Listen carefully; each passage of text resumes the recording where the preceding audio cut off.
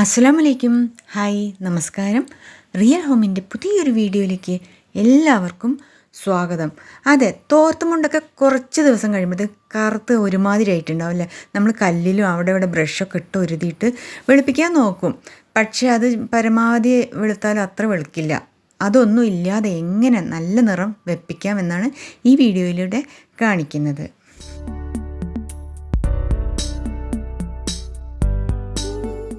നമ്മുടെ ഇവിടുത്തെ tap water വളരെ മോശമാണ് കേട്ടോ. അതനുസരിച്ചിട്ട് ഇതിൽ പറ്റിയ കറകളൊന്നും പോകുന്നില്ല. സാധാരണ സോപ്പ് വെള്ളത്തിലൊക്കെ മുക്കി വെച്ചിട്ടും അല്ലാതെ വാഷിംഗ് മെഷീനിലൊക്കെ കഴുകാറുണ്ട്. പക്ഷേ കരിമ്പിനടിച്ചും ഒക്കെ നശിച്ചിട്ടുണ്ട്. അപ്പോൾ അമ്മ ചെയ്യുന്ന ഒരു സൂത്രമാണ് കേട്ടോ. നമുക്ക് പലർക്കും അറിയാമായിരിക്കും. ഒക്കെ ഞാൻ ഇത്രയും കയ്യിൻ്റെ അത്രയും ഹൈറ്റുള്ളൊരു പാത്രം എടുത്തിട്ടുണ്ട്. അതിൽ ഇത്രത്തോളം വിരലിൻ്റെ പകുതി ഭാഗത്തോളം വെള്ളമാക്കി. ഇനി വാഷിംഗ് സോഡ, അത് നമുക്ക് ഷോപ്പിൽ മേടിക്കാൻ കിട്ടും. കോസ്റ്റിക് സോഡ എന്നും ആഷ് പൗഡർ എന്നൊക്കെ പറയും. അത് ഒരു 1/2 ടേബിൾ സ്പൂൺ ഇട്ടിട്ടുണ്ട്. പിന്നെ പഴയ സോപ്പുകൾ, എന്ത് സോപ്പ് ആയിക്കോട്ടെ, അത് യൂസ് ചെയ്യാം. നമുക്ക് കുളിക്കുന്നതോ വാഷ് ചെയ്തതിൻ്റെ ബാക്കിയോ എന്തും, അല്ലെങ്കിൽ നമ്മൾ സാധാരണ ഉപയോഗിക്കുന്ന ഏതെങ്കിലും വാഷിംഗ് പൗഡർ അല്പം അതും കൂടി ചേർത്തിട്ട് നന്നായിട്ട് തിളച്ച് വരണം. തിളച്ച് വരുമ്പോൾ നമുക്ക് ഏത് കോട്ടൻ്റെ ആണ് ഇങ്ങനെ തിളപ്പിച്ച് അതിലേക്ക് ഇട്ടിട്ട് വെളുപ്പിക്കാൻ ഏറ്റവും നല്ലത് കേട്ടോ.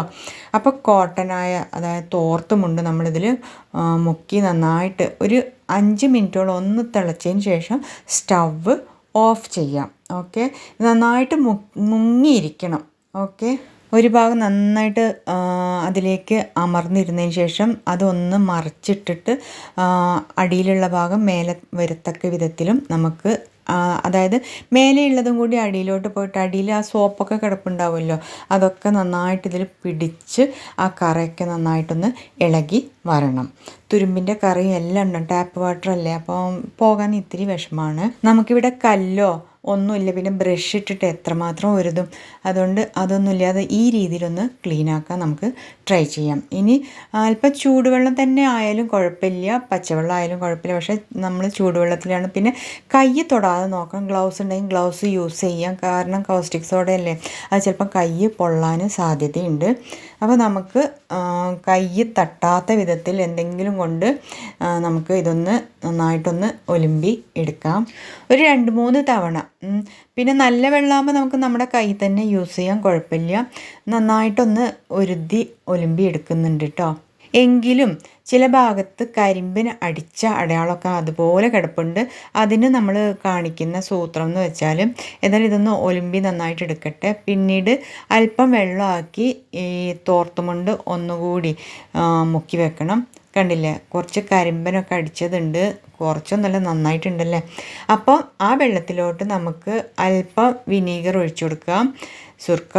അതിനുശേഷം നമ്മൾ ആ തോർത്ത് അതിലിടുന്നു, കുറച്ച് നേരം വെക്കാം. എന്നിട്ടും പോകുന്നില്ല എങ്കിൽ മാത്രം നമ്മൾ കുറച്ച് ബേക്കിംഗ് സോഡ, കുക്കിംഗ് സോഡ ഇല്ലേ, അതും കൂടി ഒന്ന് ഇട്ട് കൊടുക്കുക. എന്നിട്ട് അതും നന്നായിട്ട് ഒരു 1/2 മണിക്കൂറോ പോട്ടെ, നിങ്ങൾക്ക് ഒരു ദിവസം മുഴുവനും മുക്കി വെക്കാൻ പറ്റുമെങ്കിൽ അത് നല്ലതാണ്. അതിന് ശേഷം നമ്മൾ എടുക്കുകയാണെങ്കിൽ കുറേയൊക്കെ ഈ കരിമ്പനൊക്കെ മാറിയിട്ടുണ്ടാകും. ബാക്കിയുള്ള ഈ സോപ്പിൻ്റെ ലൈൻ നമുക്ക് വേറെ എന്തെങ്കിലുമൊക്കെ കഴുകാൻ എടുക്കാവുന്നതേ ഉള്ളൂ കേട്ടോ. നിങ്ങൾക്ക് വേണമെങ്കിൽ ആല ഉണ്ടെങ്കിൽ ആലയും കൂടി മുക്കി വെക്കാം. ഒരു 1/2 മണിക്കൂറോളം ആലയിൽ മുക്കി വെക്കാം. പിന്നെ നീലമോ ഉജാലയോ യൂസ് ചെയ്യുന്നവരാണെങ്കിൽ അത് മുക്കിയെടുത്ത് നന്നായിട്ട് വെയിലത്ത് വെളുത്ത തുണികളിട്ട് ഉണക്കിയെടുത്താൽ ആ വെളുപ്പ് നിറം തിരികെ കിട്ടുന്നതാണ് എനിക്ക് മനസ്സിലായിട്ടുള്ളത് കേട്ടോ. അല്ലെങ്കിൽ ക്വിക്ക് വാഷ് പൗഡർ ഉണ്ടെങ്കിൽ അതും നിങ്ങൾക്ക് പരീക്ഷിക്കാവുന്നതേ ഉള്ളൂ. ഏരിയലിൻ്റെയോ സൺലൈറ്റ് ഏതെങ്കിലും ഒരു ബ്രാൻഡ്. ഓക്കെ, നമ്മുടെ ഈ വീഡിയോ നിങ്ങളിൽ ആർക്കെങ്കിലുമൊക്കെ യൂസ്ഫുൾ ആയിട്ടുണ്ടാവും എന്ന് ഉറപ്പാണ്. അപ്പോൾ ഒരു ലൈക്ക് തരിക, ഷെയർ ചെയ്യാൻ വിട്ടുപോകരുത്. സബ്സ്ക്രൈബ് ചെയ്യാത്ത ഫ്രണ്ട്സ് ആരെങ്കിലും ഉണ്ടെങ്കിൽ സബ്സ്ക്രൈബ് ചെയ്ത് സപ്പോർട്ട് ചെയ്യുക. അടുത്തൊരു നല്ലൊരു വീഡിയോ വരേക്കും അസ്സലാമു അലൈക്കും, നമസ്കാരം, ബായ്.